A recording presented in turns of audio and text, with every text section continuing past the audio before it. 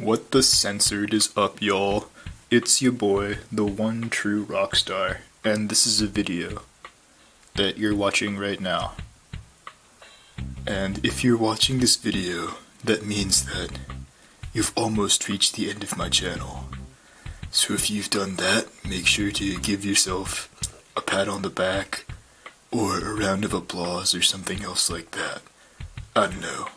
But either way, I am running out of ideas. I couldn't think of anything to do for classics, so today we're going to be talking about spin tracks and their different heights and the dynamic between that, because that's not really something I've discussed at length in one of these videos, and it's a pretty important mechanic to MFB that's not really like present to the degree that it is in other series.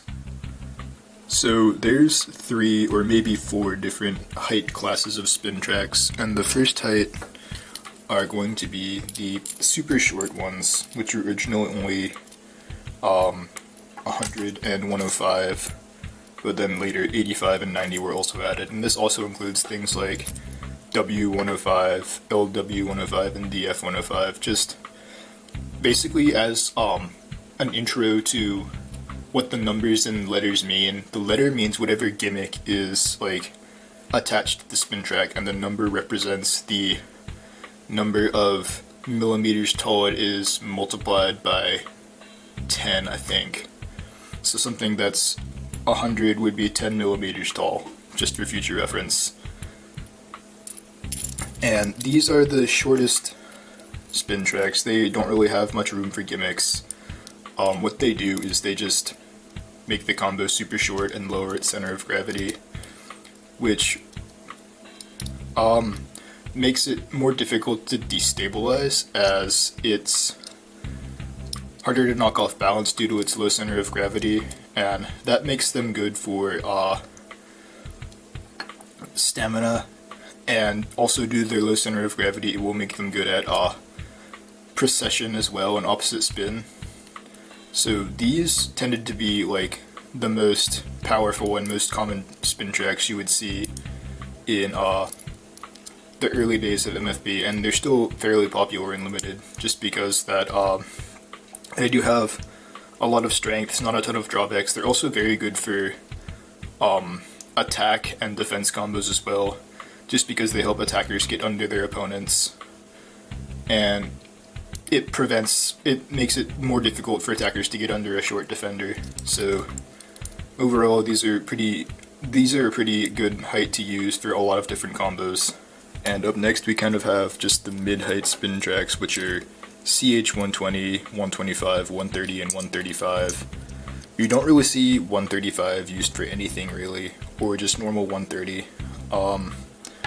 But the 120, 125, and like 130 heights are used for attackers also, like with some frequency as well, just to allow them to hit taller opponents as a trade-off for not doing as well against shorter opponents. Generally, these will be used on things like lightning or gravity or Vulcan sometimes, just to allow them to hit opponents on a 230 height or a taller height. Not necessarily 230, but they don't really perform as well against shorter opponents. The most notable of these is CH120, because it also helps to change it to the 145 height. And up next is just 145. I believe it's the most common height of all spin tracks in MFB, but I could be wrong. But it's basically the standard middle ground height between 85 and 230. And it used to be used for stamina until it was discovered that like shorter combos would destabilize the 145 height ones and be able to outspin those pretty easily. So with that, outside of just the gimmick tracks that people will sometimes use like H145 or GB145, this height has kind of fallen into disuse just because it's not too specialized, it's not too great at anything really anymore. and I'll explain why a bit later in the video, but 145 is about the middle height.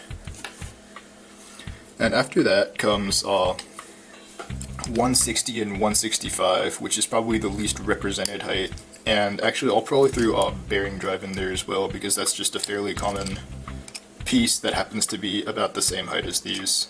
160 has a weird synergy with like the PD tip that only comes with the laser sight, but I'm not really sure how effective that combo is, because it was only tested by like 1 or 2 people ever who found it to be good, and we just kind of took their word for it.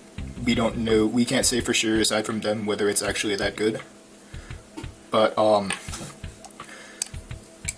I said earlier that having a shorter track or a shorter height will make you perform better in opposite spin, because it will lower your center of gravity and make you have better precision. But with some of these tips like bearing drive and SA165 EWD, which are both pretty common spin stealing setups,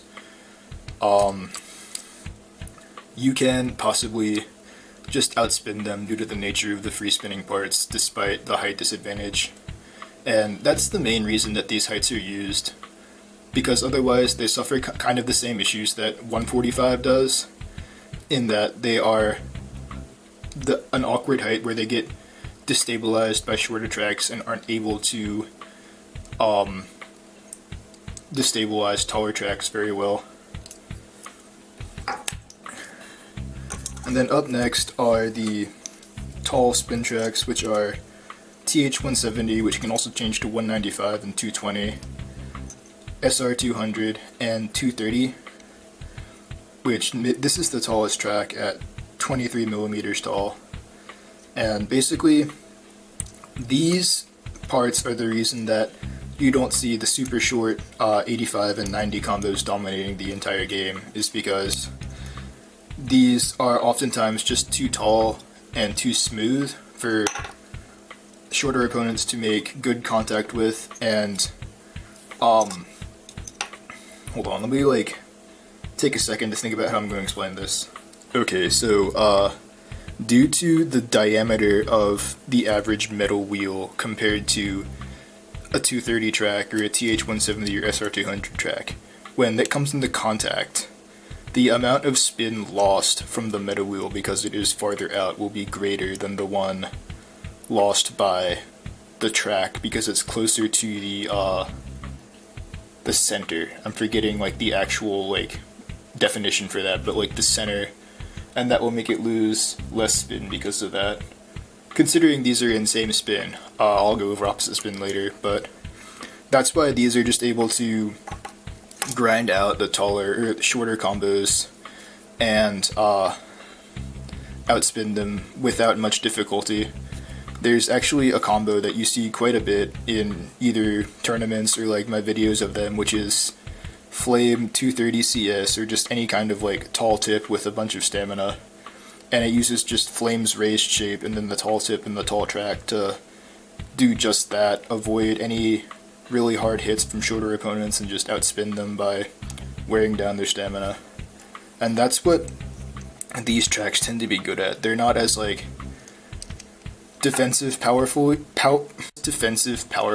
they're not as defensively powerful, I knew I was saying that backwards, as something like SA165 or BD145 or GB145 might be, just because they don't have the weight, but they do have the height that just makes it a little more difficult to land a solid hit on them. And that's why they're the other track that's good. The other kind of height that's good besides the super short ones. Okay, so now I'm going to get into how all of these different heights interact in same spin and opposite spin. So I guess at like the bottom of same spin we have just the mid height stuff, which would be like 145, BD, SA165, 160, things like that. These heights are so tall that they get destabilized by short things like 90, and they aren't able to destabilize tall combos like 230 or TH220. And that's why they're not as commonly used in same spin. This is all assuming like their stamina. They're all stamina combos. Not attack isn't really being used in this scenario. Think of this kind of like the driver or frame videos, but for MFB. So that's why these don't see a ton of use in same spin, and you generally see low combos or tall combos instead. But in opposite spin, it's the tall combos that pretty much have an unwinnable matchup, just because due to their height and generally their tip shape, as I explained in the stabilization video, due to the cone shape, it causes them to process earlier and lose stamina a lot faster, so that's not really a popular shape for tall tracks, while it is for shorter ones, meaning that most of the time, short opponents will be able to outspin tall ones in opposite spin, and just due to some of the free spinning natures of these heights here with EWD and BD, those can also defeat those pretty easily, and possibly some of the short ones as well, but more often than not, a short stamina combo will outspin the other in opposite spin. The one exception to this being F230 when used with the CF or GCF tip. Depending on how good the F230 is, it has a chance of outspinning things in opposite spin as well, though it's more vulnerable to attack than some of the other tall tracks are.